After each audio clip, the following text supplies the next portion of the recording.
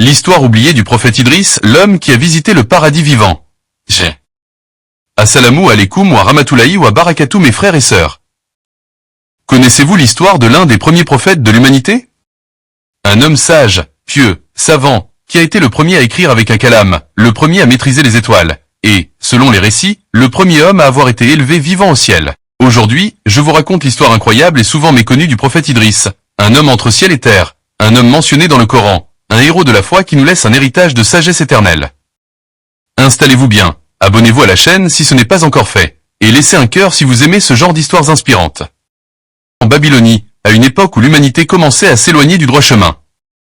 Il appartenait à la descendance d'Adam par l'intermédiaire de Chit. Son vrai nom était Canuk, Enoch, mais il est connu sous le nom d'Idriss, dérivé du mot arabe d'Araza, étudier, car il aimait lire, écrire et apprendre. C'était un homme de science et de foi. Il fut le premier à écrire avec un calame, à observer les étoiles, à mesurer le temps, à tailler les vêtements et à organiser les métiers. Il appelait son peuple à adorer Allah, à faire le bien, à éviter l'injustice et à vivre dans la droiture.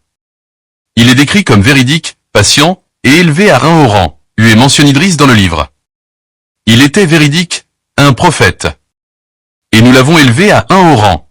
Et Sourate Maryam, versets 56 à 57.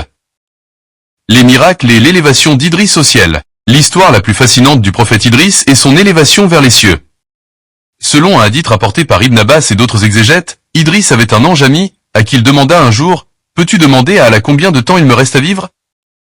L'ange accepta et monta au ciel avec Idriss sur son dos. Mais arrivé au 4e ciel, un ordre divin arriva, « Idriss doit rester ici. » C'est ainsi qu'Allah éleva Idriss vivant aux cieux, à un rang spirituel unique.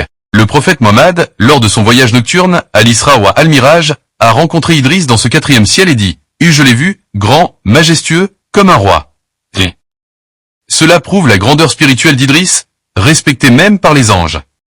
Les enseignements d'Idriss, 300 mots. Le prophète Idriss n'était pas seulement un guide, mais aussi un bâtisseur de civilisation.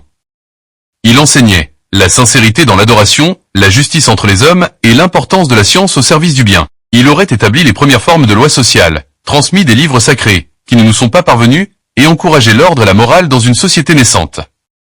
Parmi ces paroles rapportées, il n'y a pas de bien dans une vie sans science. Et il n'y a pas de science sans action. Il est aussi le premier prophète à avoir lancé le djihad contre l'injustice, selon certaines traditions. Il vivait pour protéger les faibles, aider les pauvres, et élever les consciences. Une fin mystérieuse et honorable, 200 mots. Contrairement à beaucoup de prophètes, Idriss ne serait pas mort sur terre. Selon les exégèses, Allah l'aurait élevé vivant, comme ce fut le cas plus tard pour Issa, Jésus. Il demeure aujourd'hui dans les cieux, en attente du jugement final, parmi les élus d'Allah.